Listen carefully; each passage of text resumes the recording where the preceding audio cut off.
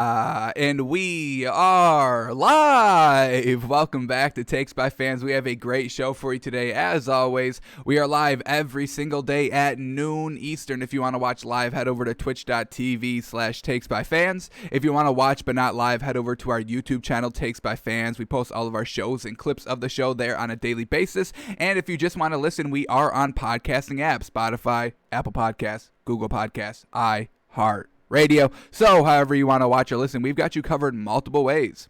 Alrighty, today is a big ol' Wednesday. We are continuing on day 17 of our 73-day NFL draft countdown, looking at a draft prospect every single day to kind of get us ready for the draft. Who should our favorite teams be taking? You know, we're probably going to have to watch some of these players for about 4 years on our team, so we got to make sure our teams are making the right picks here. So we're breaking down. We got a linebacker from Notre Dame today.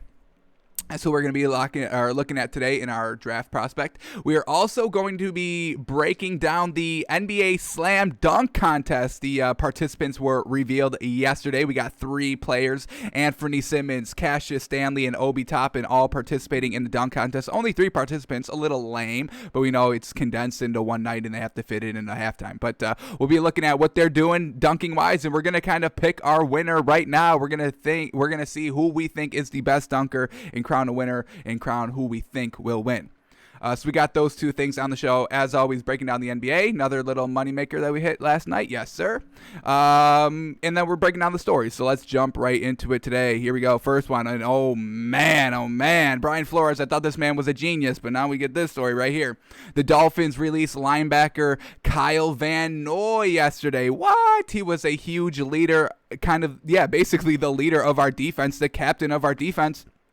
He had experience playing under Bill Belichick, had a great kind of success in their defensive scheme. He gets brought over to Miami when Brian Flores got there, and he had decent success here. Our defense was absolutely fantastic throughout the entire season. We ended up signing him to a 4-year, $51 million contract last offseason, and now we're just getting rid of him this season. We are saving $10 million on the cap space, which, I mean, you know, there has been a lot of cap space talk, you know, because they have been kind of changing the salary cap because of what, you know, has been going on lately.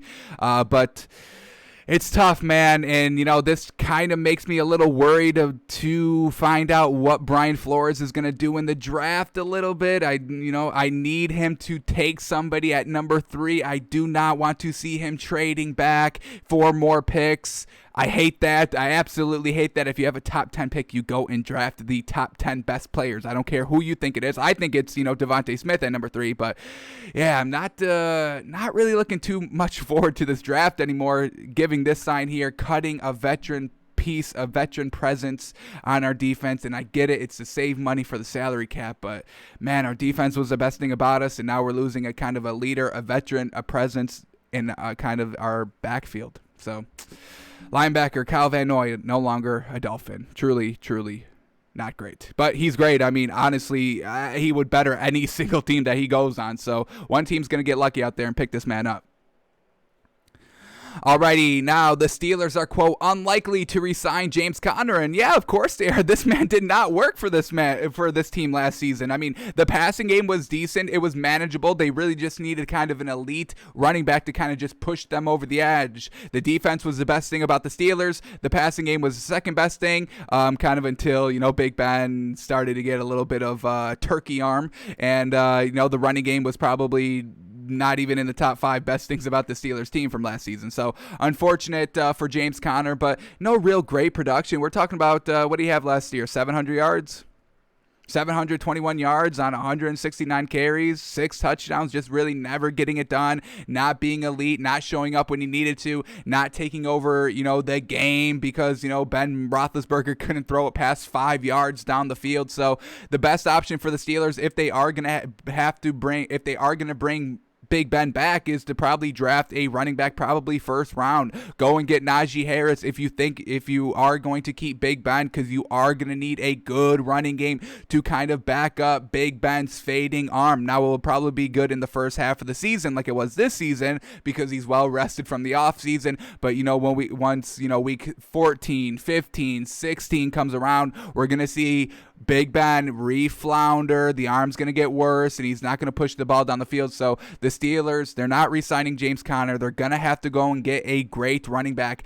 And I know there's this huge faux pas of taking running backs in the first round, but if the Steelers are planning to re-sign Big Ben for one more year, you have to go out and get Najee Harris. You're going to have to get an elite running back in the first round. That's kind of your main assignment, is to find the best running back. And if you overdraft, you overdraft. I hate that saying of, oh, you can't take, this player at this spot. No, whatever you have, go and take the best player at that position that you need. I don't care if it's in the first, second, third round. I don't care if you're not supposed to draft a running back until the third round. I do not care. These are first round picks. You go and get what your team needs. You go and sell out if you need to, because, more than half, 75, I'll say 80% of draft picks don't even pan out. And even the ones in the first round never pan out 100%. So go and just get the piece that you need. They're not going to re-sign James Conner. We know the running game of the Steelers was kind of probably their biggest red flag of that offense. So they're going to need to go and get somebody. Go and overdraft if you need to, but the Steelers are going to have to get either an elite running back in free agency, which we know possibly Aaron Jones may be on the table, or you're going to have to go and draft somebody in the first round. But they need to step up their running game, especially if they're bringing Big Ben back. Alrighty, news on Aaron Jones here. Packers general manager open to using franchise tag on Aaron Jones. Quote, if that becomes what's in the best interest of the Packers, I think we'll do that. And now that kind of tells you that the Packers are going to be, franchising Aaron Jones, because the general manager comes out and says, hey, this is what's best for us, the Packers, the organization. So they will, I guarantee you, they will franchise tag Aaron Jones. And this is funny because remember yesterday on the show, we saw that the Lions were like, for Kenny Golladay, they were like, we may franchise tag him. We're trying to do what's best for us and Kenny Golladay. This Packers general manager is like, no, we're doing whatever's best for our team. So, that's just kind of the difference between kind of language that, general managers, owners of companies, not just in the NFL, they use. If they're always looking for the best interests of themselves and themselves alone. If they start saying, we're trying to do it for the player, we're trying to do what's best for the player, they're going to get rid of you. So I can guarantee, where this is a Takes by Fans lock right here, the Packers will use the franchise tag on Aaron Jones, and the Lions will not use the franchise tag on Kenny Golladay. Those are some locks right there, folks.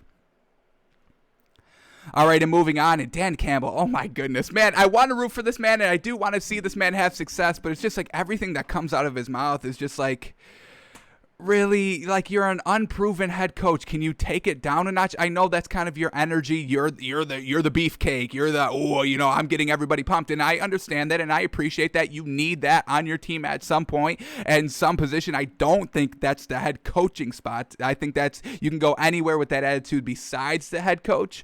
But we'll see what he can do this season. But here we go. Dan Campbell to make sure that Deuce Staley is, quote, primed and ready to be a head coach and not just a token head coach. I know that's not in this quote, but I did see those quotes floating around. So when the time comes. But Dan Campbell, before you start priming and getting other coaches prepped to be head coaches, why don't you go out and kind of prove that you're a good head coach yourself? And I'm not coming off as knocking Dan Campbell. I know that the inflection in my voice, I think it was kind of hinting toward I was knocking Dan Campbell. But I mean, he took over for Joe Philbin as an interim head coach and still didn't get the job after what Joe Philbin did. I mean, you just have to be breathing to be a better head coach than Joe Philbin. So Dan Campbell couldn't keep that interim head coach next season after they got rid of Joe Philbin. Then he goes to the Saints and he's an assistant head coach to Sean Payton. I mean, like, are you even an assistant coach with Sean Payton? I mean, like, he doesn't need an assistant, folks. He's a great coach by himself. So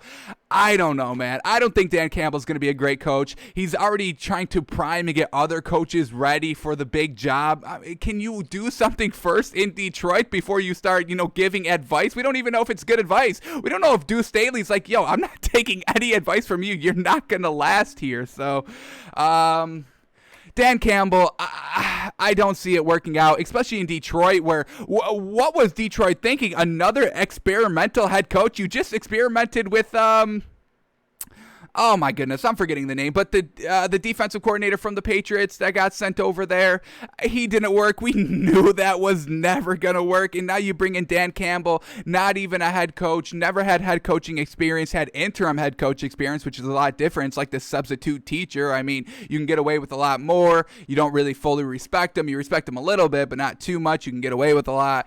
And so I honestly don't think Dan Campbell's going to work in Detroit, and he's already kind of focusing on getting other guys jobs before he has done anything himself at the head coaching position, or even trying to turn around this Detroit Lions team, which is going to take a lot of work because it's a very bad organization. I mean, Matt Stafford, who's been there his entire career, was like, yeah, it's so bad I even want out. So we'll see. It's going to be interesting, folks. I do not think Dan Campbell's going to work out. Now, I'm not rooting against the man. I want to see this man have success, but I don't think it's going to work out. We'll see, though. We'll see. Dan Campbell. Man. Dan Campbell and Robert Saleh. We'll see if either of those two guys have any success in the NFL. I think Robert Saleh is a little bit more primed to be a head coach just because he's been to kind of a Super Bowl. He's kind of been around it a little bit more. Better success of winning a little bit more. So we'll see. We'll see. Alrighty, as promised, we skipped this one yesterday live on the show, but we're back at it. The top 10 plays of the Buffalo Bills 2020 season. So let's see what Josh Allen has this season. Let's see how many plays are Josh Allen to Stephon Diggs, because we are kind of putting a little bit of the success of Josh Allen on Stephon Diggs. I would probably say 75% of the success that Josh Allen has had this season is probably owed to Stephon Diggs. But let's see what we got here. So the top 10 plays of the Bills. And once again, we're starting with an honorable mention. I mean, every team's getting an honorable mention here besides the Dolphins. You gonna tell me the Dolphins didn't have 11 good plays in this season? Come on, don't disrespect us like that. All right, here we go. Bills honorable mention, number 11, if you will. Josh Allen getting brought down, but just flips the ball out on 3rd and 10, and it looks like Stephon Diggs picks up the first down. Josh Allen just literally flicks the ball to him as he's going down, and Stephon Diggs has the wherewithal to go and kind of dive, stay in bounds to get the ball across that first down line. Absolutely fantastic. All right, number 10 is a throwback to Josh Allen, and he goes in for the score over the Cardinals. Absolutely fantastic. We know, Josh Allen's a competitor, and he's like 6'4", folks, so he can definitely go out and kind of, run it and take some big hits. We've seen him take big hits all the time before. So, all right, great play at number 9 or at number 10. Number 9, oh boy, a punt return against the Dolphins in Week 17. Oh boy. Crushing me watching this, but I mean, just running through everybody, can't catch him, great speed, yes sir. McKenzie, what a game. I think he had like 3 touchdowns this game, just absolutely took over this game. Great speed there. Look at this man go, and then just stutters around the punter. Come on, punter, last line of defense, be a little bit better out there, be a little more athletic.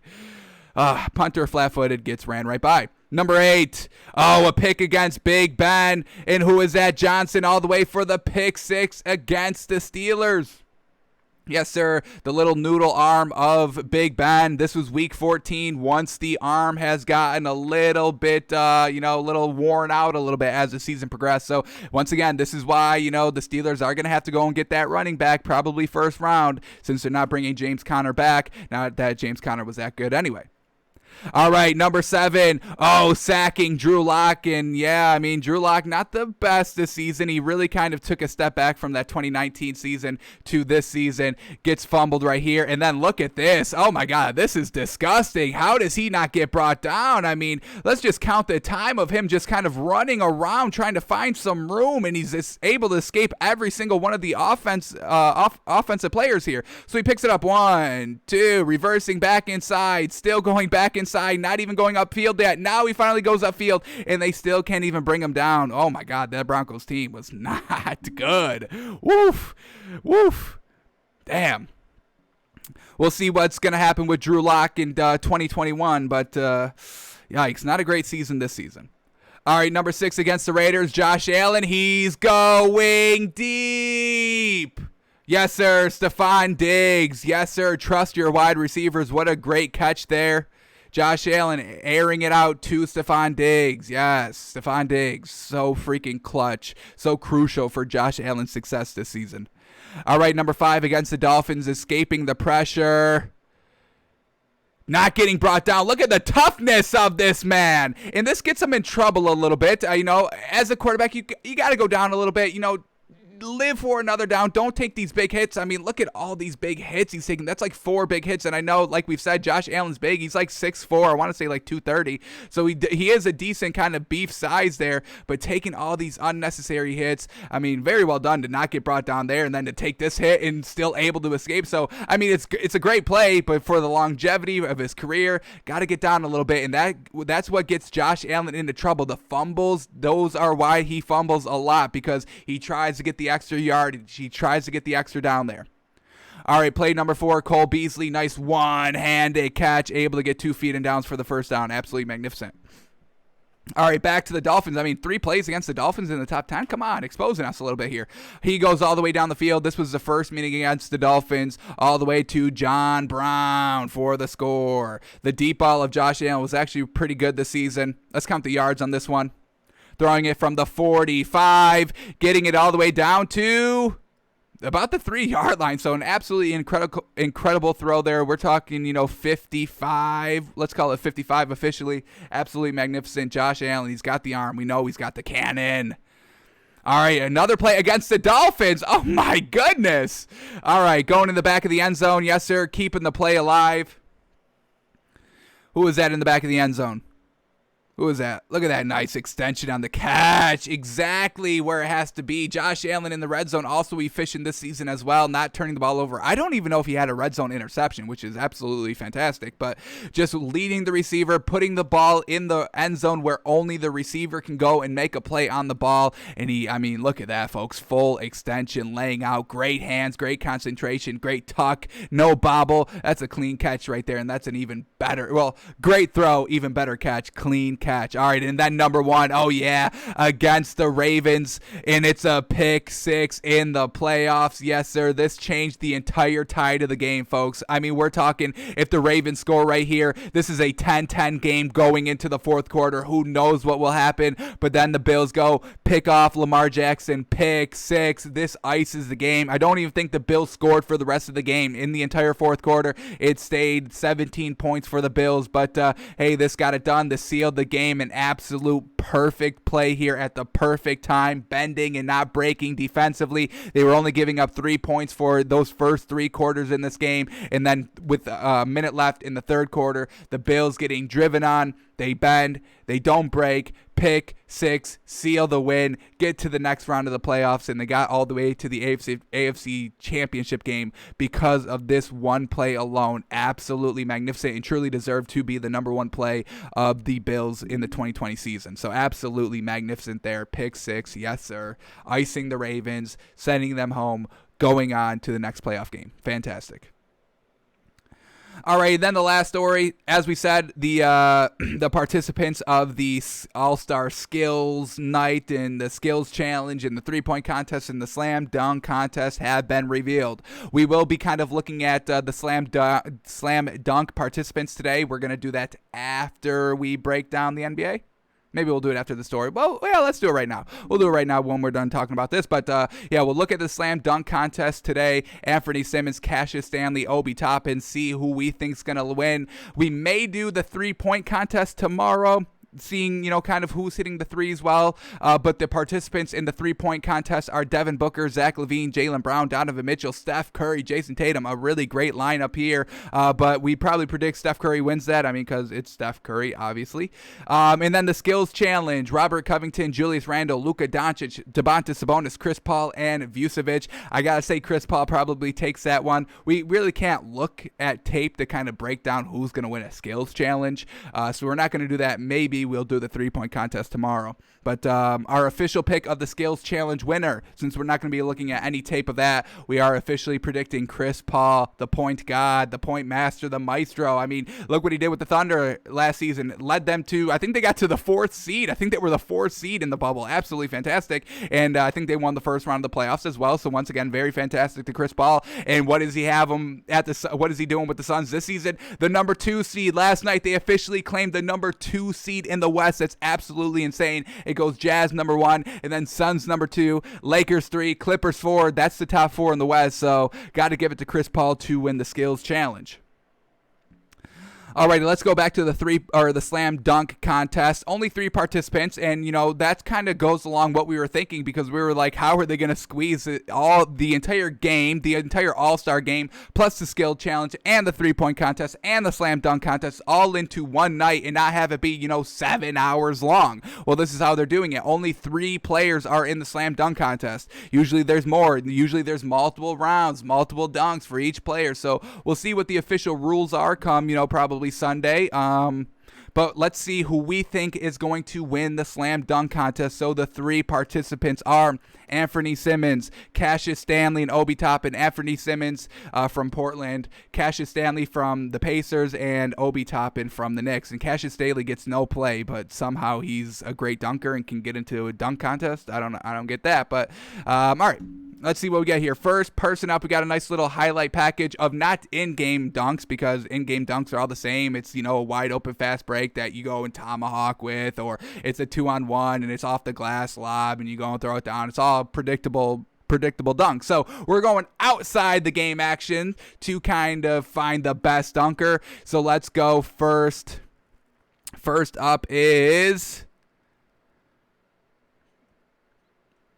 Here it is, Anthony Simmons. So here we go. Crazy Hops. The title of this video is 2020 NBA Dunk Contest Participant Anthony Simmons Best Dunks / Crazy Hops. So let's see what this man's got. We're gonna kind of score these, kind of just the totality of the clips on a 1 to 10 scale, and then whoever's got the highest score according to us, that's gonna be who we are kind of rooting for in the dunk contest, who we think will win the dunk contest. So here we go. Anthony Simmons up first. Let's see what this man has.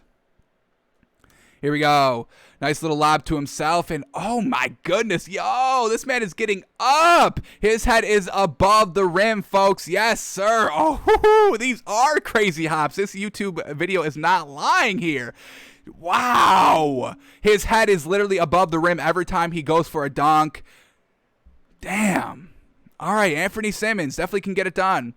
Alley-oop off the backboard. Yes, sir. Cash money on that one. Nice little dunk there. Nothing special. Oh, one-handed catch mid-air. Jumping from the restricted zone. And yes, just gets it in there. Woof.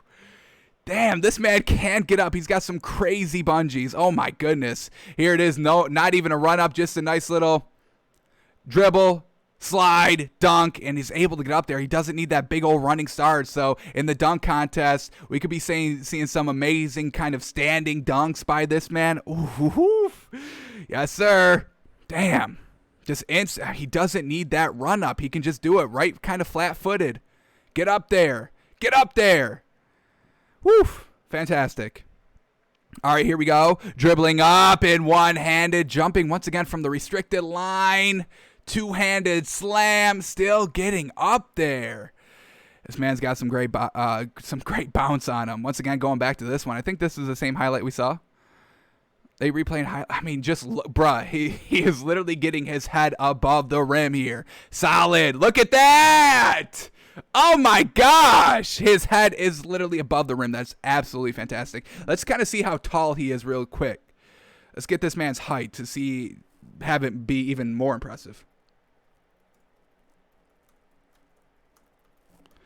All right, let's see. Anthony Simmons. He's only 6'3". Oh, my goodness. All right. Woof, let's finish off this. We got another about a minute 30 here of Anthony Simmons. He's only 6'3". Holy moly. What do we got this time? Some still basic dunks. I mean, some of these are, in pregame warm-ups, so absolutely, not going too crazy here. Look at this, man. Oh, my God. Just testing out his hops here. Touching, oh, my God, the top corner of the backboard. Woof. He's 6'3", folks. Woo. Oh, my goodness. All righty. What else we get here? Anything good? I want to see a crazy dunk by this man. We get these here? Running. Another one. Damn, he's getting up there, man. He's getting up there. 6'3", touching the top corner of the backboard. Let's watch it one more time. Man. Here we go. Everybody's rooting him on. The man is getting up there, folks. Woof. Damn, this one's going to be great. If he can pull out a nice dunk, man, in that dunk contest, he can jump so freaking high, man. Who knows what he's going to pull out. So, great there. We didn't really see too many great dunks. It wasn't, like he was, doing crazy things like, what they do in the dunk contest. But he got up there. He's got some great bounce. He's getting his head above the rim. We're going to get in. He's only 6'3", so we're going to give him a solid. We got to set the bar. So, we're going to set it at a 9, folks. We're going to set it at a 9. Now, obviously, if the other ones are doing better, we'll give them higher than 9. If they're doing worse than what we just saw by Anthony Simmons, we'll give them lower than a 9. But let's start it off with Anthony Simmons getting a 9. Woof. All righty. Let's see. Let's move on. Our next participant is Cassius Stanley. Here we go. Let's see what this man can do. Can this man be better than Anthony Simmons? Let's see what we got here. Now, this is a dunk contest between a lot of players. That is not Cassius Stanley, so let's get to Cassius Stanley. This is also not Cassius Stanley doing a dunk. That's pretty good. That one's pretty good.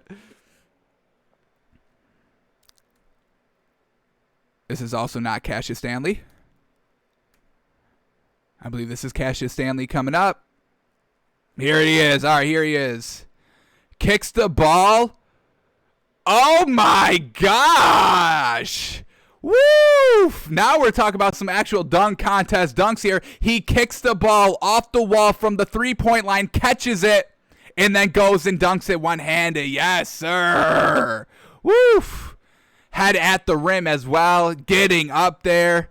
Yes, sir. Cassius Stanley. Woof! Putting on a show out here. Kicking the ball from the three-point line to a wall, getting it off the bounce, and then finishing the dunk. This man's throwing it off the wall now. Copying. Cassius Stanley's so good at dunking the ball. People are copying his technique over here. All right, what has he got? He's throwing it off the wall. He catches it off the bounce, and then he goes and dunks it with 2 hands. So he's putting some finesse on it, kicking the ball off the wall, palming the ball one-handed, throwing it against the wall. And, folks, we're talking about from the three-point line, and he's throwing it and kicking it off the wall. Absolutely fantastic. Another 10 by all the judges here. All right, looks like he's advancing to the next round. Let's see what this man can do. Possibly final round. Let's see. He up next. Cassius Stanley. What do we got? Here he goes. Oh, he's going to be dunking over Allen Iverson? Oh, boy. All right. Allen Iverson under the basket. Gets it thrown up. Jumps over a sitting Allen Iverson. Woo! Woo! Yes, sir. Did that win him it? He's got one more dunk here. Let's see. This is the same one, throwing it off the wall. That's the same dunk. All right. I mean, head at the rim. Great concentration.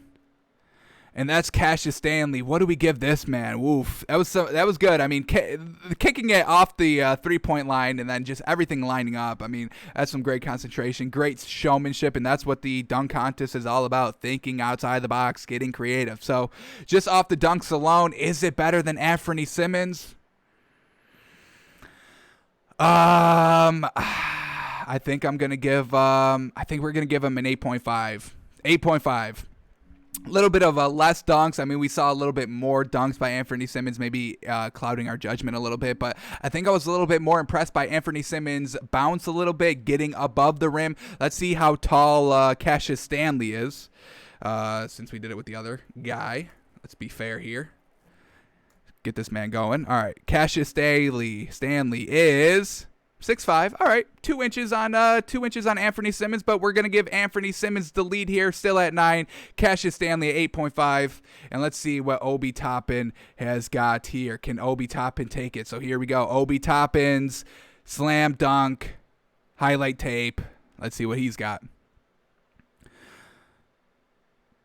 Ooh, 360 between the legs, off the backboard, between the legs. Yes, sir. All right, now I know Obi Toppin, I believe he is taller than both of these other participants here, but let's get his official height here.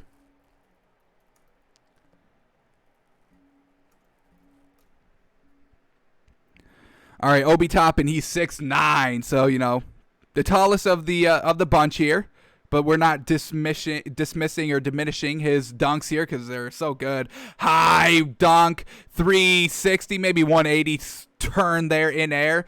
Just right under the rim. Oof! Just pure bounce. Pure bounce there. Off the side of the backboard, windmill dunk. All right, this man knows how to do it. Oh! Off the backside of the backboard, catching it in bounds, then dunking it. Oof, real quickly. Between the legs, yes, sir. Another between the legs. Woo! Little windmill. Damn, this man's doing it right off the bounce, too, in some of these dunks. Look at that man get up. 180 spin in air and still coming down with it. Yes, sir. Now this man. Woof! Where did he tap the glass at? This man's really kind of tapping the glass, maybe a little above what Anthony Simmons showed in his kind of dunk highlight package. So I think it's really going to come down to Anthony Simmons and Obi Toppin. Obi Toppin's got some, he's got some nice dunks already here practicing.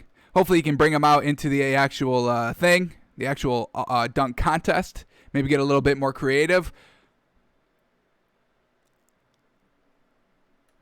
All right, let's see if he goes back to actual like dunk contest dunks, not just kind of in-game dunks, practicing dunks. All right, now he's shooting. All righty, man, all right. Obi Toppin was looking really good on some of these dunks. True kind of dunk contest dunks, you know, spinning in the air, catching it off the side of the backboard, catching it off the backside of the backboard. So of what we've seen, the select dunk highlights that we've seen, I think we're going to give Obi Toppin a 9.5 and give him the win. So we'll have Obi Toppin officially winning the dunk contest. But Anthony Simmons, the man can get up. If he could be a little bit creative, that was kind of the one thing that we didn't see. And we're not knocking him. I mean, maybe we just didn't find the right highlight package. But of what we saw, if Anthony Simmons can put together some kind of showmanship and some great presentation, he can easily be the dunk contest champion. But let's go back to this dunk. This may be one of my favorite dunks that we've seen all day. This off the backside of the backboard, folks. Him throwing it out of bounds on the back end of the backboard, stepping in bounds, catching it still from behind the backboard, and then still able to kind of windmill it, kind of corral the ball in the court of play, and still dunk it. I mean, this is probably my favorite dunk that we've seen. Of all the dunkers that we've seen today, this is the best one right there. There it is. Fantastic. So we got Obi Toppin winning the dunk contest. Anthony Simmons coming in second. Possibly can still win, but we'll have Obi Toppin officially winning. Cassius Stanley, just all right. Just solid dunks out there. So that's what we got. 1, Obi Toppin. 2, Anthony Simmons. 3, Cassius Stanley. Alrighty, let's move on over to the NBA from last night. Our moneymaker hit, unofficially a hit, because officially we did take Clippers -4, but then come game time, literally 2 seconds before tip-off, no Kawhi Leonard. And we would not have taken Clippers -4 if we knew no Kawhi Leonard. So we went officially 2 of 3. If you want to count that one against me, go ahead. We're not counting it against me officially or unofficially, but unofficially 2 of 2, and that's what we love. And not only did we guess correctly, I mean, these were blowout wins, and we were getting points. I mean, we know value when we see it. So here we go. Let's talk about the NBA from last night. Grizzlies, Wizards. Grizzlies getting back on track, and now this is fantastic. Grizzlies finally above 500, 16-15 record, and I want to see this Grizzlies team go far, but they have to start beating the better teams a little bit more consistently here. This Wizards team is a good start because this Wizards team is trending up in the right direction, but got to see the Grizzlies start beating maybe, a Lakers, a Suns, a Jazz team, maybe even a Nuggets team, the 76ers, but I do want to see this Grizzlies team start being a little bit more competitive against the top tier teams, but a great start here over the Wizards, getting back on track with a win. All right, Clippers and Celtics, and no Kawhi Leonard, so Paul George has to show out and show up, and he did in the first half. He was playing really well. I think he had like 21 to 26 points in the first half, but then in the second half, couldn't be clutch, couldn't close out the game, ends up with 32 points, so not a lot of points by him in the second half, kind of got locked up a little bit, not clutch, and that's the biggest knock on Paul George by everybody and anybody every single season. This has not changed. Paul George really is not the clutchest player, probably the most unclutchest superstar there is in the league. So well done by the Celtics getting a win here. No Kawhi Leonard. The Clippers need everybody. Even with Kawhi Leonard and Paul George, they still need, great contributions from both of them. But a little bit of a lackluster night by Paul George in the second half. No Kawhi Leonard. And that just speaks to, that just gives the Celtics a win, really. So Celtics win 117-112.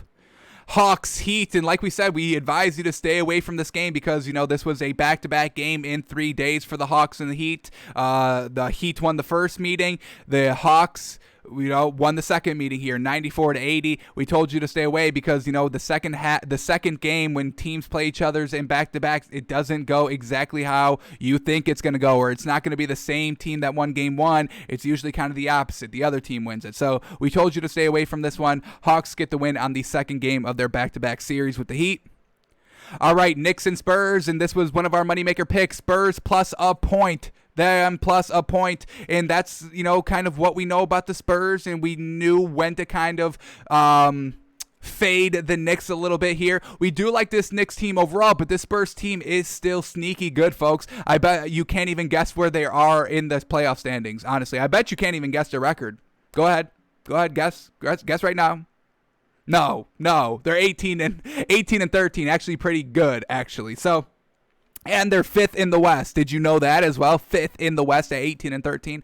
Absolutely magnificent by the Spurs. So they are sneaky good. They get no play in the media whatsoever. But this is a sneaky good defensive team. They're still coached by Greg Popovich, which you still have to give them his respect. They still got, they still got playmakers. DeJounte Murray's always pretty much very good. They still got Rudy Gay, DeMar DeRozan, LaMarcus Aldridge. So they do still have some nice key players on their team. And they kind of blow out the Knicks here, 119-93. A 26-point win, and we had them plus 1 point as well. So we knew the value there. Fantastic. Spurs win 119-93 over the Knicks. Now we have to see why the Knicks team lost. Is it somebody that didn't step up on the bench, or was it the starters not all getting it done? So we'll have to investigate on why they lost. Alrighty, Nuggets and the Bucks, and this was our last game in our moneymaker, and once again, great value here, folks. We had plus 7 points with the Nuggets. Absolutely tremendous value, and not only did they win against the Bucks, they blew out the Bucks, folks. We're talking about a 31-point win, 128-97, and we had them plus 7. Could you imagine what Nuggets minus like 25 points would be? You probably couldn't even have bet it up that high. You probably could have bought it up to like Nuggets minus 15, and you would have made so much money. Great value there. Nuggets just absolutely crushing the Bucks. What do we say is the Bucks kryptonite? Because it's more than one ways that you can beat the Bucks. You need either a great big down low to kind of not like rival Giannis, but still just kind of eat up points down low and extend the floor with a great big that can hit the three and stretch the floor, like Anthony Davis, like Jokic, like Vucevic. So if you don't have a big, you can beat them by shooting the three well. And that's what the Nuggets did. They only hit 11 threes, but they were efficient. They shot like 46% from three as a team, where the Bucks only shot like 28%. So very light shooting night from three by the Bucks. Great big performance by the Nuggets. Great 3-point efficient night by the Nuggets, and they blow out the Bucks. We know what the Bucks' weaknesses are. The Nuggets have every single one of the Bucks' weakness on their team, and we took them +7. They win by 31. Bingo, bango. And then the last game of the night, the Suns and the Lakers not winning, and the Suns do win 114-104, and they go up to the number 2 seed in the West because of this win. So an absolutely great game by the Suns team.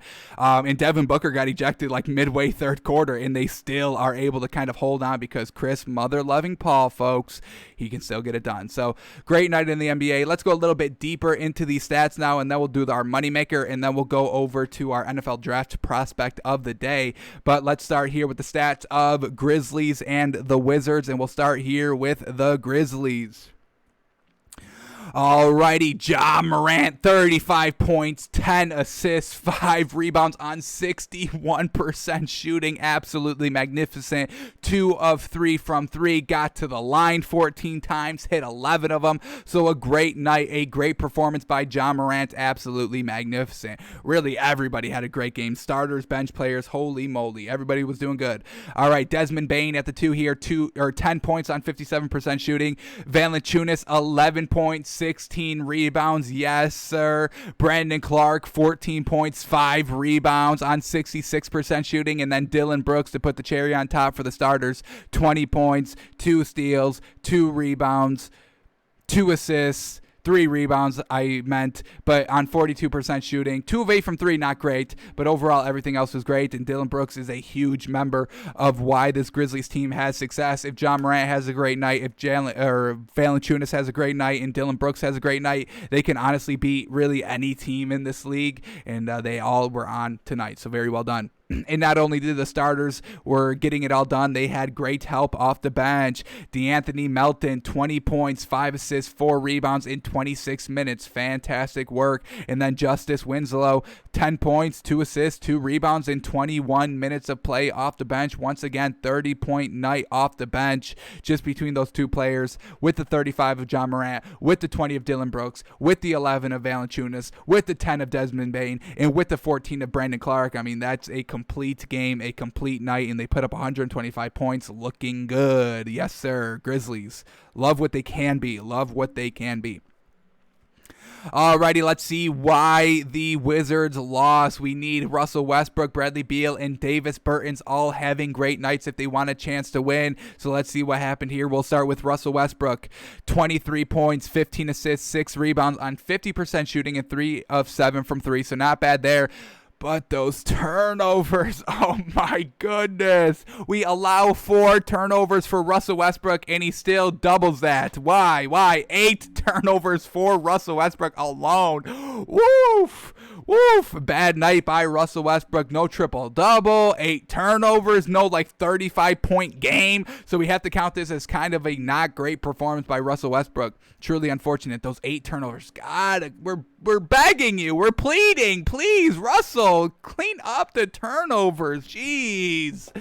Cut it down to 3. Cut it down to even 4. We'll give you 4 turnovers with what your performance is night in, night out. We'll give you 4 turnovers. And that's being nice. I don't give anybody 4 turnovers. That's truly unacceptable for literally every single other NBA player. But we give 4 turnovers to Russell Westbrook, and then he goes and has 5 turnovers, 6 turnovers, 8 turnovers. Ugh. Darn. All right, so that's Russell Westbrook last night. Not great. Bradley Beal, 23 points, 6 turnovers as well. Not great. 14 turnovers between 2 players. I know they're your stars, so you can give them a couple of turnovers, but not 14. Not 7 apiece. So Bradley Beal, 23 points, 5 assists, 6 rebounds on 44% shooting, 1 of 4 from 3. And then just nobody else in the starting lineup steps up, and that's what we know. That's why we need Davis Bertans to step up off the bench. So Moritz Wagner, 7 points, 2 rebounds in only 11 minutes. Rui Hachimura, 7 points, 2 rebounds, 25 minutes. Garrison Matthew only playing 9 minutes in the starting rotation, 5 points, 1 rebound. Nothing great, obviously. But off the bench, we get Davis Bertans, 11 points. Not great. 11 points, 5 rebounds. He shot 50% from the field, so not bad. But overall, we need Davis Bertans in 20-plus point territory. We need Bradley Beal at like 35 to 35 plus. We need Russell Westbrook in 25 plus. We need Davis Bertans in 20 plus if they want to have a chance at winning a game. And we didn't get that here by anybody. Not great. So Davis Bertans, a little bit of a light night. He was still +3 in the plus minus, so not terrible, but still have to put up a lot more points. And then also off the bench, we get Denny Avija, 10 points, 7 rebounds, and Robin Lopez, 14 points. No rebounds? You got no rebounds out there, and you played 13 minutes off the bench? All right. Yeah, man, this Wizards team, I mean, they are like bottom of the barrel good. Nothing really great. They need another consistent, probably big, if they have a better big. But then you also need Russell Westbrook to stop turning the ball over, and we know that's never going to change. We've given this man time and team and players and other players and other superstars to play with, and it still does not translate to less turnovers. So great win by the Grizzlies. Let's just leave it at that. All right, now let's go to the Clippers and the Celtics. We'll start here with the Celtics. Campbell Walker, 25 points, 6 assists, 4 rebounds. Still taking a lot of threes, and I do not like it. 6 of 12 from 3, so not terrible overall, but still didn't really hit him down late in the stretch. He took a 3 late in the game that was really kind of ill-advised, and he missed it. And, you know, if the Clippers were better, they could have came back and almost probably won, while the Celtics still had the lead and Kemba Walker chucking up bad threes. But overall, not a terrible night by Kemba Walker. Jaylen Brown, 18 points, 2 assists, 5 rebounds on 57% shooting. He shot 2 of 3 from 3, so nice job there. Tristan Thompson still at the 5. Daniel Tice still at the 4. Tristan Thompson, 13 points, 9 rebounds. Pretty good night by him. Daniel Tice, 9 points, 6 rebounds, 28% shooting. Not a great night by Daniel Tice. And then Jason Tatum, a little light, only 14 points, 5 assists, 5 rebounds, 2 steals. All of that is decent, but he shot 31%. He's really having a hard time here down the stretch here before the All-Star break. A couple of really lackluster performances. Had to really step it up here, or really didn't have to step it up here, but should have stepped it up since no Kawhi Leonard. So, I mean, you know, who are you going against? What do they move? They move Paul George to the 3. All right. To guard him. All right. But still, got to be a little bit better. Close win for the Celtics against a no Kawhi Leonard team. Off the bench, Robert Williams. Robert Williams actually did impress me a little bit last night with his defense off the bench. So let's praise Robert Williams. Probably the best big performance of the night between Daniel Tice, Tristan Thompson, and Robert Williams. So well done to Robert Williams off the bench. 13 points, 4 assists, and 8 rebounds. That's what we're talking about. In 21 minutes off the bench on 4 of 5 shooting from the field. So very well night. He had great defense, a +3. That's what we're talking about. So maybe Robert Williams can get it together a little bit more, but this is, hey, you got to start somewhere, and this was a good night by him. So probably the most impressive performance from last night, Robert Williams. Who would have ever thought we'd ever say that, ever? All right, now let's go to the Clippers now. As we said, no Kawhi Leonard. So Paul George had to step up. He had 32 points, 1 steal, 4 assists, 5 rebounds on 46% shooting, 5 of 15 from 3. Oof. All right. Not the greatest, just kind of, you know, a decent, good performance here. Definitely could have been a little bit better. As we said, he scored a lot of his points kind of in the first half and not great in the second half, so that's a little unfortunate. All right. Who did not step up here? Patrick Beverley, 8 points. 6 rebounds, 2 assists, 2 steals, 2 blocks. He was a +19 on the floor. I mean, that's just absolutely fantastic, folks. When your team loses by 5, but you're still a +19 on the floor. So Patrick Beverley getting it done defensively. That's what we know about the man. Reggie Jackson, 25 points, 7 assists, 3 rebounds on 71% shooting, but his defense wasn't there. I mean, we see him -10 by him in the +-. So he was the only starter in the minus in a +-. So that's not great. Serge Ibaka at the 5, 7 points, 2 assists, 3 rebounds, shooting 33% and 1 of 3 from 3. Great, just defensive night. And then Nicholas Batum, 10 points, 3 assists, 5 rebounds on 66% shooting. Off the bench, Zubac, 8 points, 10 rebounds. Lou Williams, 12 points, 4 assists, and Marcus Morris, 10 points, 3 rebounds on 57% shooting. So overall, not a terrible night, but definitely missing Kawhi Leonard. You can definitely see it. Nobody else really stepped up to be that primary ball scorer. We did get Reggie Jackson with 25, but then really everybody else, I mean, we're talking 7, 8, 8, 0, 12, 10, 0. I mean, so nothing really great here. Nobody stepping it up. Nobody, stepping it up in absence of either Paul George and Kawhi Leonard, and that is a little cause for concern. So we'll see what the Clippers can do once everybody's back healthy after the All-Star break, if they can kind of get back on track here. But, I mean, this first half of the season, this is truly nothing impressive by the Clippers team. We're not going to put them in the top 10. This loss really kind of solidifies it since tomorrow is the kind of last game of days before the All-Star break. So Clippers are not going to be in the top 10 come our Friday playoff or our Friday power ranking show. Man, oh man, truly unfortunate. All right, moving on to Hawks and the Heat. Let's start here with the Hawks since they won. A little bit of a light night by both these teams, only putting up 94 and 80 points respectively. But Hawks with the win here, so we'll start with them first. Trae Young, 18 points, 10 assists, 3 rebounds on 41% shooting. Not terrible at all. Kevin Huerter, 16 points, 5 assists, 2 rebounds on 46% shooting. Clint Capella, 10 points, 7 rebounds, or 17 rebounds, 7 of those rebounds offensive, so he had a great night as well.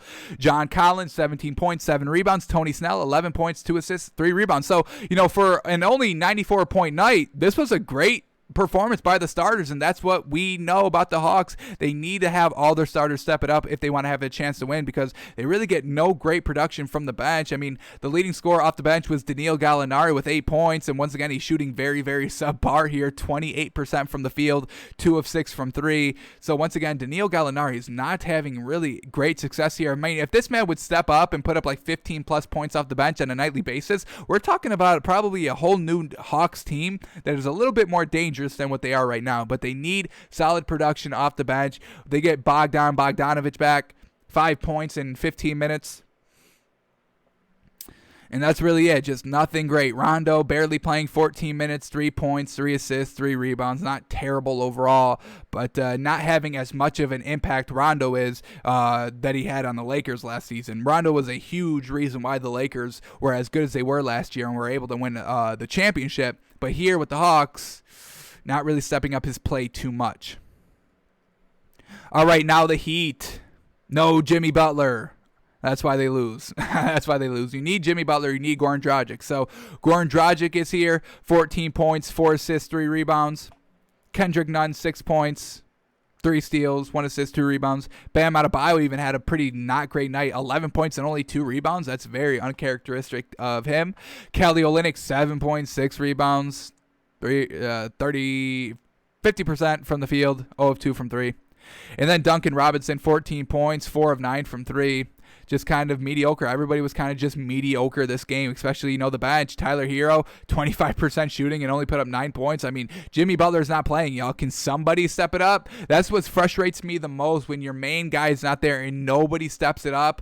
Truly, truly unfortunate. Just like we saw with the Clippers, now we're seeing it with the Heat. You have to step up when you're playmaker, when you're A1, tier 1 star, your lone superstar. I mean, some of these, kind of bottom half of the teams here in the league, I mean, they've only got like one superstar and still nobody steps it up when they're out. It's just like, what are we doing out here, folks? Do you even want to win? Do you want to get better? Do you want to be a star? Do you want to be a key piece in this offense? What are we doing out here? So an unfortunate night by the Heat. No Jimmy Butler, and they lose the game because of it. All right, now let's go to Spurs and the Knicks now. We'll start here with the Spurs since they won. DeMar DeRozan, only 10 points and 11 rebounds. Only took 5 shots and shot 40%. Trey Lyles, 18 points, 2 assists, 5 rebounds. Jacob Poeltl, 8 points, 8 rebounds at the 5. Lonnie Walker, 11 points, 3 assists, 3 rebounds. DeJounte Murray, 17 points, 6 assists, 6 rebounds. So not bad overall. Nobody really kind of took it upon themselves to really kind of score the ball, but they did get decent contribution off the bench. We get Patty Mills with 14 points and 4 rebounds. We get Keldon Johnson, 9 points, 2 rebounds in 10 minutes of play. That's real great. Drew Eubanks, 8 points, 2 rebounds in 18 minutes of play. Not bad there. Luke Samanik, 14.7 rebounds. Yes, sir. Hang on. 7 rebounds? Yes. 14.7 rebounds in 20 minutes. And then Keita Bates Diop, 8 points, 4 rebounds in 16 minutes. So, I mean, we're talking about 2 players officially with 10-plus points, but really kind of 1, 2, 3, 4, 5 players with all 8-plus points. That really kind of got it done for them off the bench. So no real great night by the Stars, but the bench really kind of got it done. So very well done to them. All right, now let's go to the Knicks now. And, that's without, Rudy Gay and LaMarcus Aldridge. So this Spurs team, they do have some nice pieces here. DeJounte Murray, DeMar DeRozan, even, Patty Mills off the bench, he still gets it done. And, Jacob Poeltl is usually pretty good at the 5. So this is a sneaky good team here for the Spurs. We have to start talking about them a little bit more, definitely. We'll see if we can make room for them possibly in the top 10 come Friday. We'll see what we get. And now let's go to the Knicks. Why did they lose? Bench or starters? Let's figure it out.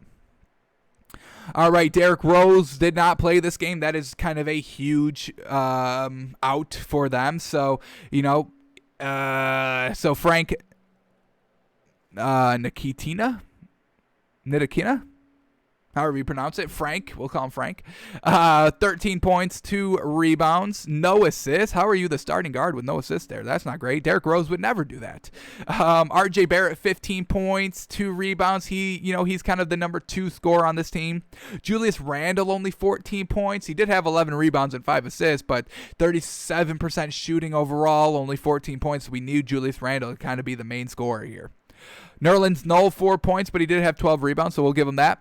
And then Reggie Bullock, 3 points. So nobody really took it upon themselves in the starting lineup to really score the basketball well. We need RJ Barrett and Julius Randle all with 20-plus points realistically if they want a chance to win the game. And they only put up 15 and 14 points. Not great. All right, off the bench, Emmanuel Quickley did what he's supposed to do. 26 huge points here. 4 assists, 4 rebounds. He played 29 minutes, a little bit of an extended role because of probably no Derrick Rose playing. But Emmanuel Quickley, a great night. He did shoot 38%, which definitely could be a little bit better. 6 of 13 from the 3, which definitely could be a little bit better, but he still put up 26 points, so we do give him a little bit of credit there. And then really else, what we got here? Obi Toppin, dunk participant. We just crowned him the dunk champion early, and he lets us down with a little light performance. 7 points, 4 rebounds in 26 minutes. And then Kevin Knox, 7 points. He's another option that could be a great bench option. They got some decent bench talent here that can all go. Obi Toppin, no Alfred Payton, but he can get it done.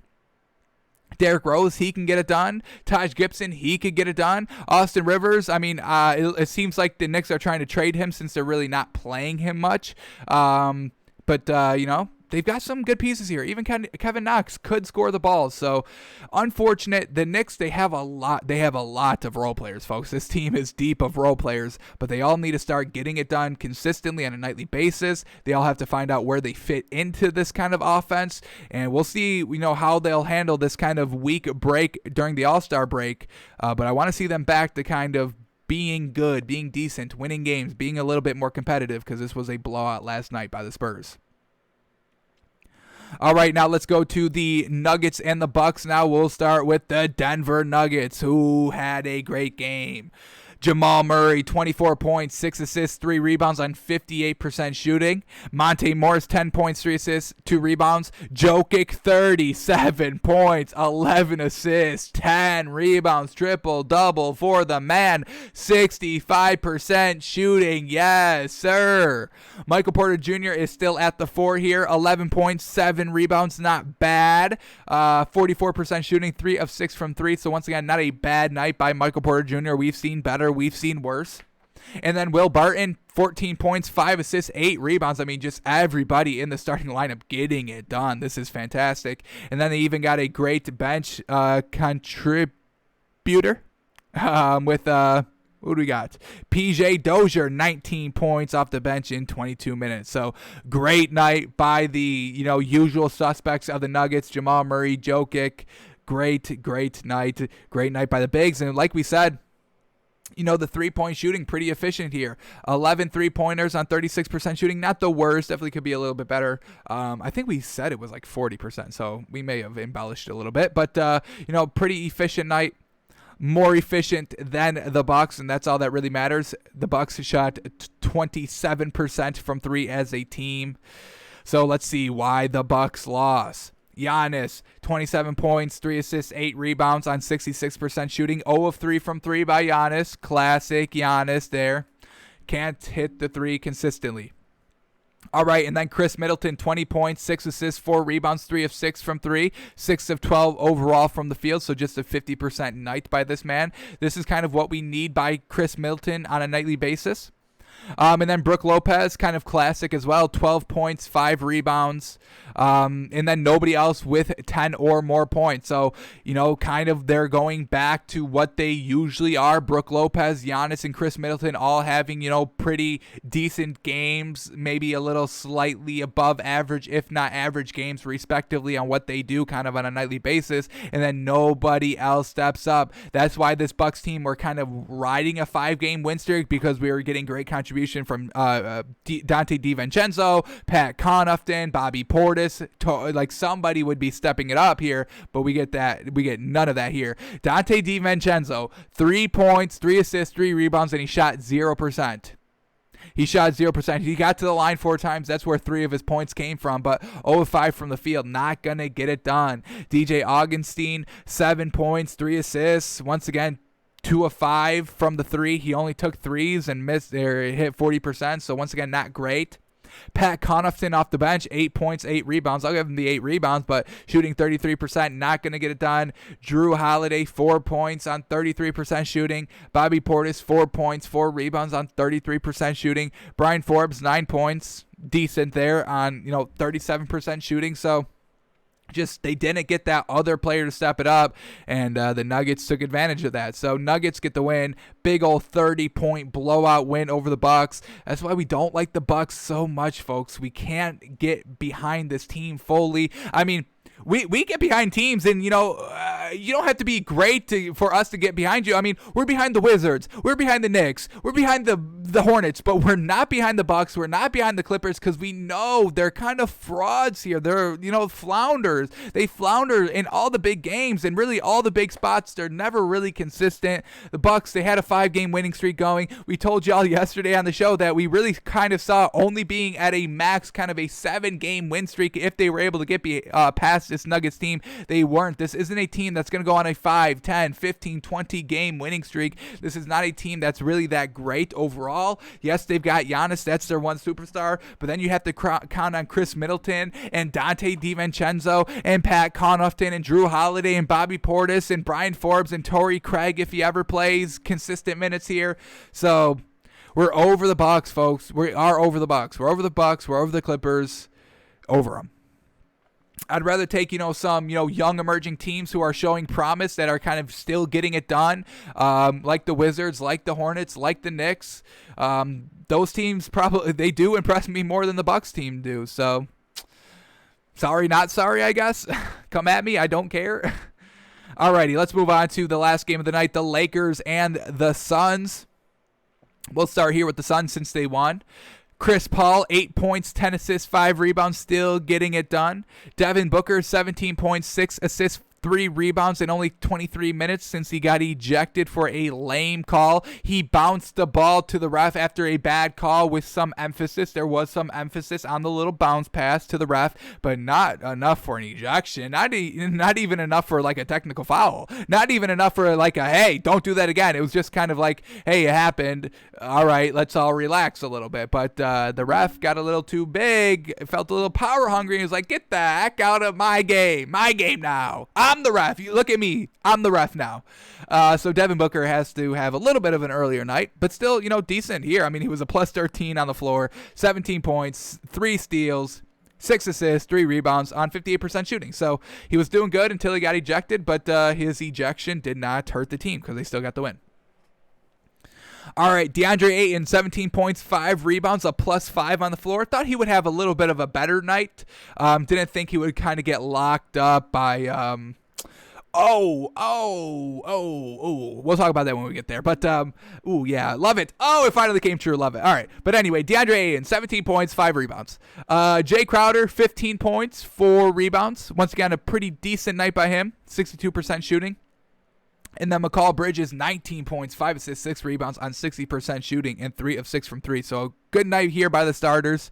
And then they got great contributions by Dario Saric. And, we've been seeing some good games by him, and he's kind of I don't want to say huge, he's kind of a decently good piece of why this Suns team is still having continued success. Obviously, they got Devin Booker and Chris Paul and all that, and Darius Saric probably plays a little bit more because Devin Booker, got ejected. So I get all that, but still at the end of the day, he put up 21 points, 3 assists, 5 rebounds, shot 41%, 2 of 5 from 3. So overall, not great. Could be a little bit better, but not bad there. When he has to step it up, he does, and that's what we're about. When you have to step it up, I want to see you step it up, and he did it here. All right, Cameron Johnson, 9 points. Abdel Nader, 8 points. 3 steals. 1 steal, 3 blocks, 1 assist, 3 rebounds on 40% shooting in only 23 minutes. So not a bad night by them. We know they've got some decent bench players here. We'll say decent. Cameron Payne, Cameron Johnson, Darius Saric. And they decently all get it done. Definitely Darius Saric, he gets it done. All right, now let's go to the Lakers now. What have we been begging for? We want to see Montrezl Harrell in the starting lineup, but he didn't have that great of a game. A little unfortunate. Maybe just kind of the timing. I want to see, Montrezl Harrell off the bench and be the starting center when Anthony Davis is not there, but maybe not against the Suns with DeAndre Ayton and Jay Crowder down there, because I do like Montrezl Harrell, but, this Suns bigs, Jay Crowder, DeAndre Ayton, maybe a little bit better, you know what I mean? There's a reason why, one's a potential 6th man of the year candidate and one's been a starter for the entire season. Now, I'm not knocking Montrezl Harrell. We still do like him, but a little bit of a light night here, so let's talk about it. Here we go. Montrezl Harrell at the starting 5, finally hearing our prayers. 6 points, 1 assist, 2 rebounds on 50% shooting, and also minus 15. Now, he also only played 18 minutes. So not a lot there, maybe getting them a little acclimated here. But it's a little bit too little too late, because I think Anthony Davis is probably going to come back, maybe not right after the All-Star break, but maybe, 2 games after the All-Star break. So I think they missed the mark a little bit. I would have had Montrezl Harrell start instantly. As soon as Anthony Davis went out, I would have put Montrezl Harrell in instantly at the 5. But a little bit of a light night. Like we said, the competition was a little tough for Montrezl Harrell out there. All right, Dennis Schroeder, 17 points, 6 assists, 3 rebounds, 35% shooting, 2 of 5 from 3. Not the greatest. Definitely needs somebody else to step it up here, because, without no Kyle Kuzma, somebody's got to step it up, and they really didn't get that scoring impact. So Dennis Schroeder, only 17 points. No AD. That's where a lot of your points can come from. Dennis Schroeder's got to make up those points, and nobody made up those points. KCP, 4 points on 14% shooting. So over the lackluster performance from the supporting cast of this Lakers team it's a little infuriating. So I know how LeBron James must feel.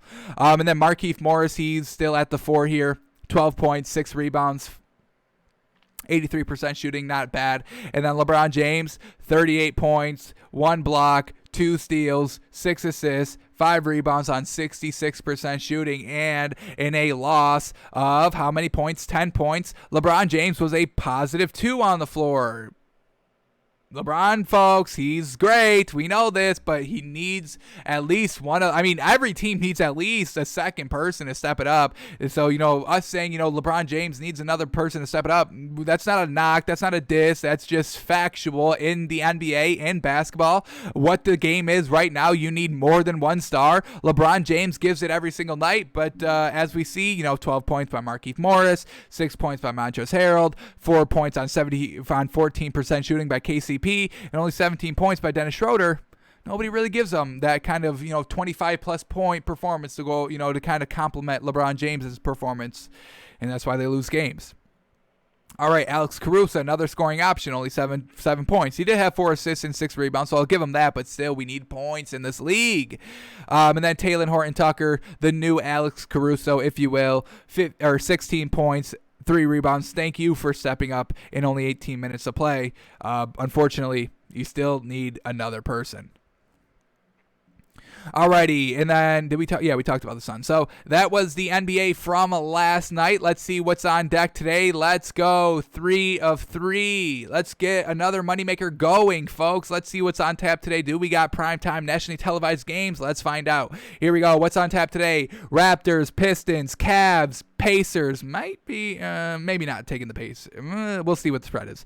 76ers, Jazz, and here we go. The highly coveted game that everybody's been talking about, and it's a little frustrating because, well, let's tell you what the game is first. Rockets, Nets, 7:30 on ESPN. James Harden's first game back against the Rockets. That's why everybody's making a big deal out of it, but people are making such a big deal out of it. I mean, that everybody's overlooking the 30-point, 15-14 game that he just dropped, the triple-double game that he just dropped. Everybody's, kind of looking past that because they want to see him thrive against a bad Rockets team.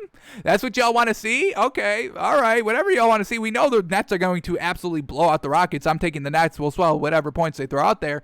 But that's why you didn't hear about James Harden's great performance last night, because everyone was so freaking ready and amped up to talk about, the game tonight. That's going to really be kind of worthless to watch in grand scheme of things because this Rockets team is really trash. So, all right, we'll see. We'll see it. All right, Hawks, Magic, Hornets, Timberwolves, Bulls, Pelicans, Thunder, Mavericks, Warriors, Blazers, the late game, 10 o'clock on ESPN, and then the Lakers and Kings. All righty, so let's refresh these lines, get these up to date here. All righty, let's see what we got here. First game up. First game up, we got Pistons and Raptors. Pistons +6, Raptors -6. Let's see if everybody's good to go for this Raptors team, because we may be taking the Raptors minus these 6 points here. All right, Jeremy Grant, game time decision for the Pistons. That's actually huge if he's actually not going to play. And then for the Raptors, Fred VanVleet is out with COVID-19. Pascal Siakam's out with COVID-19. And OG Anunoby's out for COVID-19. So we definitely have to stay away from this Pistons-Raptors game. Too many players with the COVID for this Raptors. They still have Kyle Lowry and Norman Powell, which will, help them out a little bit, but no Siakam at the 5, that was pretty good. So we'll have to stay away from this game. All right, Jazz and the 76ers. Jazz -3.5, 76ers +3.5. Interesting here. Jazz just lost to the Pelicans on the road. Let's see, everybody's good to go for the Jazz. Tobias Harris is still a game time decision for the 76ers. So we know Joel Embiid is going to play. We really kind of need Tobias Harris in the starting lineup because we've been seeing, Danny Green and Seth Curry not stepping it up in the absence of Tobias Harris. So I think we're going to have to stay away from this one. I think I lean a little bit towards the 76ers +3.5, but I don't think it's any great value. And until we know Tobias Harris's status officially, I think we have to stay away from it. We can quickly kind of see maybe if Fantasy Labs on Twitter has updated his status at all. I doubt it. We get anything good here about Tobias Harris? Not seeing anything, unfortunately. Alrighty, so I guess we're just going to have to stay away from this game, unfortunately. All right. Stay away from this game too. All right, let's go to the next matchup here. Pacers, Cavs. Pacers -7, Cavs +7. All right, now we're talking about some decent value here. Out for the Pacers, we got a game time decision for Jeremy Lamb and a game time decision for Doug McDermott. And then for the Cavs, everybody's good to go. The usual suspects are out, obviously. Kevin Love, Dellavedova, Larry Nance, and Andre Drummond. Cavs +7. Jared Allen eats all day down low, possibly again. This one's interesting. I think I like the 7 with the Cavs here. We know this Pacers team, they do kind of perform decently well against kind of the below average teams, and the Cavs are still a below average team. I don't think they're an above average team at the moment. So I think the Pacers can have decent success. I do think Jarrett Allen still gets it done on down low for the Cavs, and it's really going to just depend on Colin Sexton. How well is he going to look here? 7 points. Let's see if we get any value elsewhere, because we will come back to this one. Alrighty, Nets, Rockets. Nets minus 9.5. Rockets plus 9.5. Yes, we will swallow the points. I do not care. Kevin Durant is out for the Nets. We know that. So at least Kyrie Irving and James Harden are playing. Eric Gordon, game time decision. Daniel House Jr., game time decision. David Waba out. And Christian Wood obviously is still out. So Victor Oladipo and John Wall are playing together. We don't care. They need a big. They don't have a big. DeAndre Jordan can eat down low, or whoever they stick at the 5 with having DeAndre Jordan come off the bench. He will eat all day. So this is going to be an easy game. Hopefully the narrative of James Harden trying to kind of prove revenge over the Rockets. He doesn't need to prove anything. He's already the MVP kind of front runner. We already established that a couple days ago, 2 days ago, when he dropped to 30, 15, and 14. That's when he became MVP. This game against the Rockets, it's meaningless. It means nothing. Just because James Harden was there for a long time, that means nothing. It's a garbage team. It's a garbage organization. It's a garbage franchise. They've got no great big. The Nets minus 9.5 will swallow those points. No problem there. All right, Bulls, Pelicans. Bulls minus 5.5, or Bulls plus 5.5. Pelicans minus 5.5. Let's see if everybody's good to go for these teams. For the Bulls, Laurie Markkanen, still a game time decision. And everybody is good to go for the Pelicans. So Pelicans minus 5.5, not bad. The Bulls are a little rising. It's only 5.5 points here for the Pelicans. They just went and beat the Jazz in their last meeting. Very, very great win for them. So Pelicans minus 5.5 here is not looking too bad here. Don't know if I'm ready to fully buy this Bulls team. Oof, man. This one's tough too. Close here. We'll come back to this one as well, I think. Do we take this one? Pelicans minus 5? There's a lot of games on tonight. Let's see if we get any better value, but I am kind of liking Pelicans minus 5. We'll see if we swoop back and take it. All right, Hornets, Timberwolves. Hornets minus 2.5. Timberwolves plus 2.5. Interesting here. Gordon Hayward, game time decision. Cody Zeller, game time decision for the Hornets. And the same people are out for the Timberwolves. D'Angelo Russell and Malik Beasley is suspended. So interesting here. Can the Timberwolves get back on track? I mean, they're on an 8-game losing streak. So I think for that reason alone, we are going to have to stay away from it, even though I do like the Hornets a little bit better. Still also need either Cody Zeller to play, because he's got to kind of try and handle Karl Anthony Towns down low, and we need Gordon Hayward to play as well for his scoring ability. So not a bad play there at Hornets minus 2.5, but I think I'm going to avoid this Timberwolves team because of this kind of 8-game losing streak they're on. They're going to snap it at really any point.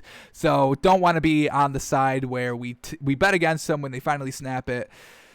But obviously the Hornets are the better team, but that 8-game losing streak is kind of scaring me away from the Timberwolves. I'd rather take, the Pelicans minus 5.5, honestly. So we'll stay away from Hornets, Timberwolves.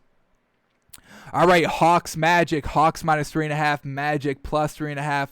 Hawks on a back-to-back, but they just won. For the Hawks, Chris Dunn out, Clint Capella, game-time decision. That's a big red flag for me. And Cam Reddish is still a game-time decision. And then for the Magic, James Ennis is out. Evan Fournier, game-time decision. That's really it. So, once again, think I'm going to stay away from this game. I do like the Hawks here, but they are on a back-to-back, and that Clint Capella being a game-time decision, that is scaring me off a little bit, because that just means Vucevic is going to eat freely all night, and we know we only like this Hawks team because of Trae Young and Clint Capella playing both together. So we'll skip this game as well. All right, Thunder, Mavericks. Thunder plus 5.5, Mavericks minus 5.5. Usual suspects out for the Thunder, plus Hamidou Diallo. He's out. And then for the Mavericks, a game-time decision is Luka Doncic. And we just saw when we were scrolling past NBA Fantasy Labs, Clint Capella is now questionable, so kind of not game-time decision, questionable. And then Gordon Hayward is now probable, so maybe we do take the Hornets since he's probable. What else do we get here? What we were talking about? We were talking about Luka Doncic. We saw him. He's listed as questionable. It's a back at the All-Star break, so we'll stay away from that one since we don't get an accurate reading on that. Lakers, Kings, Lakers +3, Kings -3 because LeBron James is not playing. And if you don't have LeBron James, we give you zero chance of winning. Zero chance of winning. So the Kings, maybe they win, maybe they don't. Maybe they don't. Buddy Hield, game time decision. Hassan Whiteside out, but we'll stay away from this game because it's the Kings that we don't really like too much right now, and the Lakers without LeBron James. There's no reason to take that. And then the last game of the night, the Warriors, Blazers. Warriors -2, Blazers +2. Everybody's good to go for the Warriors, and everybody is good to go for the Blazers. So, an interesting pick here. I do like the Blazers here. I think we go with the Blazers. All right, let's go back to some of these ones that we were thinking about and make some official picks here. The first game we were looking at is Cavs +7. We'll take that. We'll take the 7 here. I think that's pretty great value. So we will lock in Cavs +7. And then let's not be afraid. We can't be afraid for this team to win. We got to go Hornets -2.5. I think it's good value, only swallowing the 2.5 there. LaMelo Ball will get it done. This Timberwolves team, nothing really great there. Now, the only reason why the Timberwolves may win this game is the beef. If Anthony Edwards has a good game and Karl Anthony Towns has a good game, they probably win because we know this Hornets team doesn't have the greatest bigs or the greatest beef. So we'll swallow the 2.5 there with the Hornets. And then, was that it? Pelicans +5 or -5.5 over the Bulls. Do we extend it? Let's do it. We've been doing pretty good over these last couple of days, so let's extend it all the way up to a 4-teamer. This is what we got cooking tonight. Nets -9.5. Cavs +7. Hornets -2.5. And Pelicans -5.5. Let's take all these games. We're feeling good. We're feeling good. All right, now let's head over to our main topic of the day, which is our NFL draft prospect. And our NFL draft prospect of the day is Jeremiah Owusu Koramoah, folks, linebacker from Notre Dame. And not only is he a linebacker, folks, he was the best damn linebacker in 2020 because he won the Butkus Award, which is given out to the best linebacker in all of college football. And that went to Jeremiah Owusu Koramoah, folks. So an absolutely wonderful job here. A 6'1", 215 linebacker, as we said, from Notre Dame. So we'll go over his stats and go over some of his highlights and see how he's looking, see if we should be drafting this man, see how this man is looking. So here we go. Started 2019 Notre Dame junior year, so didn't play his freshman year. So in 2019, 80 tackles, 5.5 sacks, 4 pass defenses, nice, 2 fumble recoveries, and 2 forced fumbles. So the stats are there. Some turnovers, able to get those, some sacks, taking you out of field goal position, taking you out of just putting you in the down and distance as well, attacking the quarterback. Love seeing that. And then in 2020, tackles came down a little bit. To 62 tackles. Sacks came down a lot, only 1.5 sack this time. He did have a pick, so very well done there. Still getting into the turnover market. 3 pass defenses, still 2 fumble recoveries, a touchdown, a scoop and score touchdown, yes sir, and a forced fumble, so yes sir, or a pick 6. So either scoop and score or pick 6 for this man, but still causing those turnovers. 3 forced fumbles, 2 of those recovered, an interception, a touchdown. Not a lot of sacks, but still getting, impacting the games in the turnover market, and that's what we're talking about here. So still some decent stats here overall. Let's go a little bit deeper now. We do weigh bowl games very heavy, so let's see how he was doing in these bowl games. 2019 got to a bowl game against Iowa State. They get the win, so very well done. He had 9 tackles, 3 sacks. Oh, getting it done in the clutch, baby. 5.5 sacks for the entire season, and 3 of those came into the bowl game. So that's what we're talking about. And he had a fumble recovery and a forced fumble. So this is absolutely magnificent, folks. Getting it done in the bowl games. Camping World Bowl game. Fantastic. Held Iowa to only 9 points, 3 sacks, a fumble forced, and a recovery. So very well done. That is huge, folks. That's absolutely fantastic. A great bowl game. His best performance of the season, if you will. Getting it all done. The sacks, the turnovers, the lack of points, only allowing 9. Yes, sir. All right, let's see how he did in 2020. Did he repeat those performances? Let's see. So they get the bowl game against Clemson. They lose it. All right. 7 tackles. No sacks, no interceptions, no pass defenses, no forced fumbles, and no fumble recoveries. Alrighty, and they get the loss. Let's see how many points they gave up. They gave up 34 points. Alrighty, not great. And then even though they lose the bowl game, and we got to take a little side note right now, I'm so disappointed in the college football playoffs this season for allowing Notre Dame in the college football playoffs. They lost the bowl game in the ACC against Clemson, and you still put Notre Dame in. Give another team a chance. That's so disrespectful to all those other teams. I think on the top of my head, I'm remembering Texas A&M.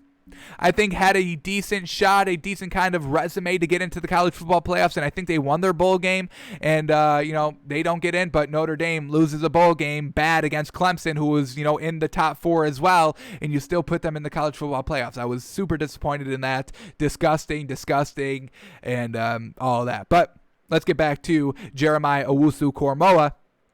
So they lose the bowl game. He doesn't really have a big impact. They still make it to the college football playoffs. Now they have to face Alabama first round. Once again, another loss for Notre Dame, which is a no-brainer because you just lost to Clemson in the bowl game. There's no way you beat Alabama. But, hey, the college football playoffs wanted to see that for some reason. They wanted to see Notre Dame get destroyed again and be like, this is why you're independent. Don't think you're joining the ACC just because of this one wonky year of COVID. You guys are still trash. You're still independent. And maybe it was just kind of just to put Notre Dame in kind of the limelight and embarrass them. So if that's what they were doing, they definitely excelled in that. But let's get back to the stats here for Owusu Koramoah. Against Alabama, only 6 tackles. Once again, no sacks, no interceptions, no pass defenses, no forced fumbles, no fumble recoveries, not making a huge impact. And once again, they give up 31 points. So decent amount of points given up there. So a great 2019 bowl game, but then in 2020, when you had multiple chances against high-level competition, he really doesn't make an impact. So that is a little bit of a red flag. I do kind of want to mark that a little bit. 2019 was great. 2019 bowl game is absolutely fantastic. Don't get us wrong. But, now you face you faced Iowa State in a bowl game. Not the greatest competition. Now you're in 2020 in the ACC trying to make a name for not only yourself, but for Notre Dame as a total program so they can start getting a little bit more respect and kind of further their kind of bowl game and maybe even college football playoff champion or their streak of just being in there. But this really bad performance here in the ACC for the first year because of the COVID situation, and then losing to Clemson in the bowl game, and then losing to freaking Alabama in the playoffs. It's not a great look overall. So 2019 bowl game, fantastic. And we're going to say 2020's big games. We'll count them as big games. The bowl game and the playoff game, not great at all. Alrighty. So those are the stats. 2019, like we said, fantastic. 2020, meh. But let's see how he's looking on the field. Maybe, he won the Buck Kiss Award for a reason, folks. He's got to be looking at least good. So here we go. We got a nice little highlight package. And then we also have the game against Clemson, the bowl game, the ACC championship game. Against Clemson to kind of just see how he's looking at a regular game scenario. So here we go. Let's start with the highlights first. Let's get juiced up on this man. So here we go. Jeremiah Owusu Koramoah, linebacker, Notre Dame. Let's see what this man's got. Here we go. Alrighty, first play against Clemson here. Oh, reads the play beautifully. Pick 6 for the man. Yes, sir. Woo!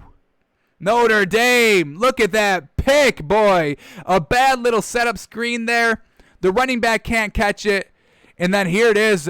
Koramoah able to pick it and return it for a touchdown. Interesting here. I thought we just said in 2020 he had no interceptions in that bowl game. So who's lying? Who's lying? Is the film lying or are these stats lying? What's going on? Or did it get called back? What happened here?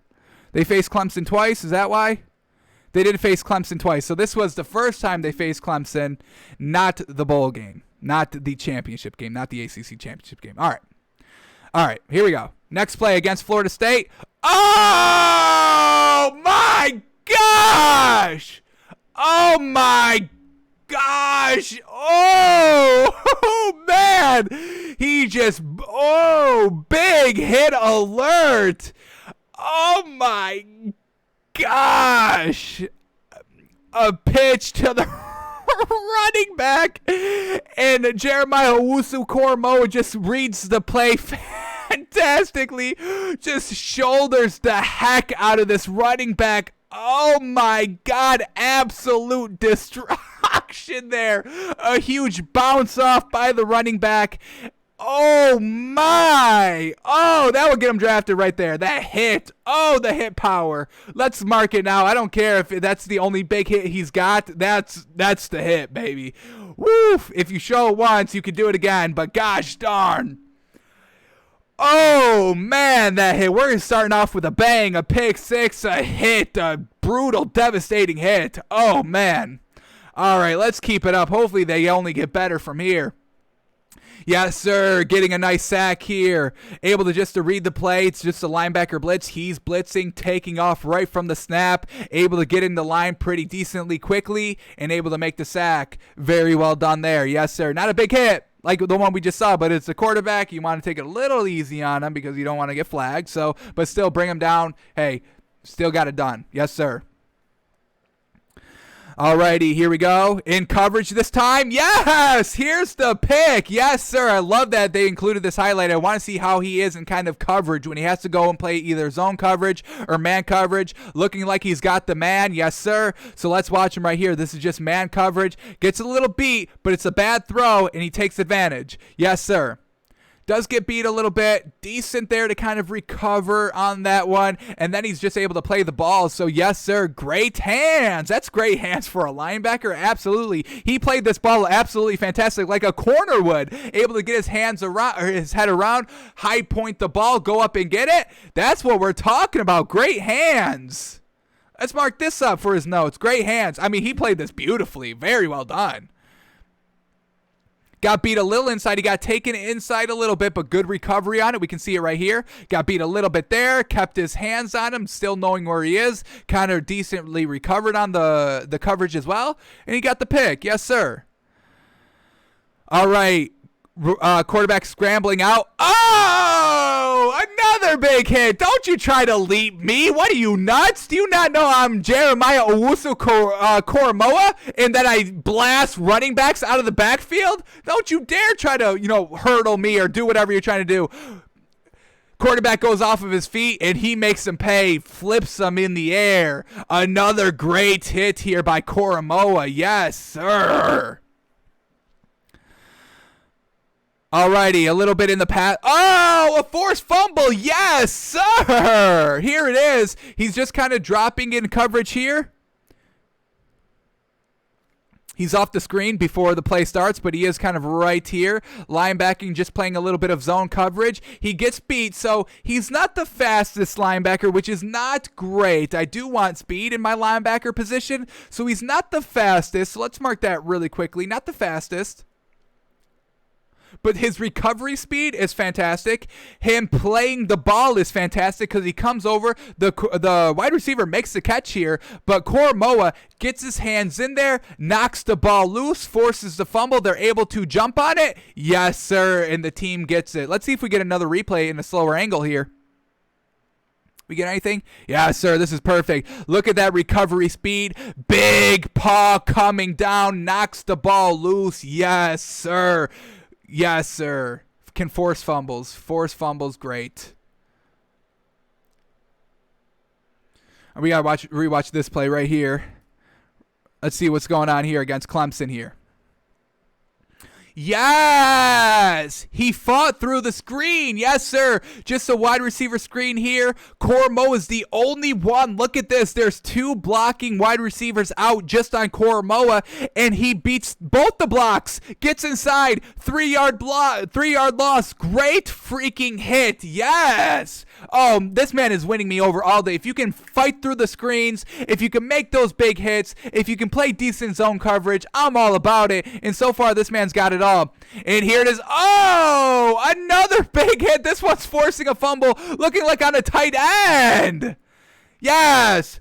This time he just throws his shoulder into this tight end. Not the most textbook tackle, but hey, if you're sure of your own power and confident that your hit's going to either, 1, jar the ball loose, or 2, hit the guy so hard that he's going to fall, I've got no problem with you hitting big hits like this and not wrapping up and, going down and breaking down technique and all that. But this is a good hit. Once again, on a tight end, comes over.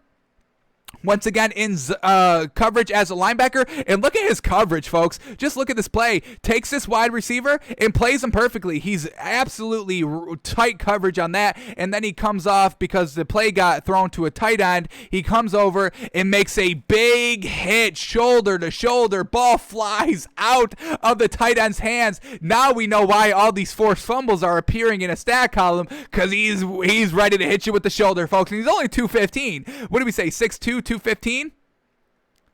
6'1", 215, and he's hitting like a monster. Woo!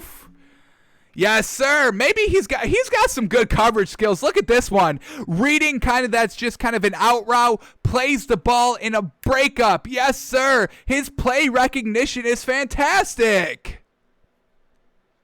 I can understand why this man's the best linebacker in all of college in 2020. Yes, mother-loving sir. Woo! Look at him come down. Bat that ball away. Tight coverage. Yes, sir. Once again on a tight end. Fantastic. A setup screen here. Oh, boy. Oh, no. Koramoah trying to run away from this man. A short tackle. Bring down. 2-yard loss. No, thank you. Bingo. He's a surefire tackle, folks. That's what we're talking about. All right, here he is. Once again, one-on-one tackle right here. If he doesn't make this tackle, this is at least a 10-yard gain, and it's out in the open field, and he goes and attacks the ball, bringing him down. Yes, sir! Oh, this man is getting me fired up. He's got to be taken, folks. He's got to be the first linebacker taken. I think this is the only linebacker we've looked at so far, but gosh darn, look at this. Look at the recovery this man's got.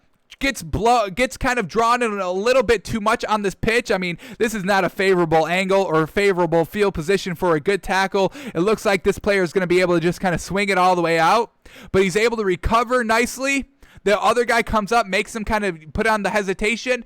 Koramoah still stays with it, and it only goes for a 2-yard gain, even though it looked like it was going to be a big old gainer. Koramoah recovers very nicely. Alrighty, this running back thought he could run up the middle against Koramoah. What is he, nuts? Gets stood up at the line. Koramoah comes in and just says, no, you're moving backwards now, baby. Get down. All right, in the goal line. Oh, yes, let's see what this man can do. Oh, yeah, reads the ball perfectly here. Runs all the way down, makes a tackle right at the line of scrimmage on 1st and goal from the 5. No yards allowed, trying to lock it up in the goal zone, in the green zone. Yes, sir. Once again, in pass coverage, great kind of coverage there, tight coverage, and able to kind of bat up the ball. Now, it is not the greatest throw, but still, I mean, he's there, tight coverage, not allowing kind of that kind of free play to get off. So very well done. Honestly, Koramoah, holy moly, that is impressive, folks. That is so impressive. He won me over, absolutely. I'm all about Jeremiah Owusu Koramoah. Get this man in the NFL quickly. I'm talking number one pick overall. Jaguars, forget the quarterback of the future. Get this man. Woof. Truly, truly impressive. Big hit power. Yeah, just great hit power, great play recognition. He's not the fastest, but he's got some nice coverage speed. He's got some nice recovery speed, and that play recognition along with those big hits. Woof, watch out for this man. Yes, sir. Jeremiah Owusu Koramoah, folks. Fantastic. Alrighty, that's going to do it for us today. We're going to be out of here. I don't think we need to see any more tape on that man. Those highlights, let's leave it at a high note. Let's definitely leave it at a high note. So we'll be back tomorrow with a new draft prospect of the day, breaking down the NBA, cashing in our moneymaker again, because we're going to hit this 4-teamer, feeling good about it. So we'll be back tomorrow, noon Eastern, twitch.tv/takesbyfans. Alrighty, we're out of here, folks. Thanks for tuning in. Thanks for watching. Thanks for listening. However you are doing that, we appreciate it over here at Takes by Fans. Baby, you don't go unnoticed. All right, we'll see you.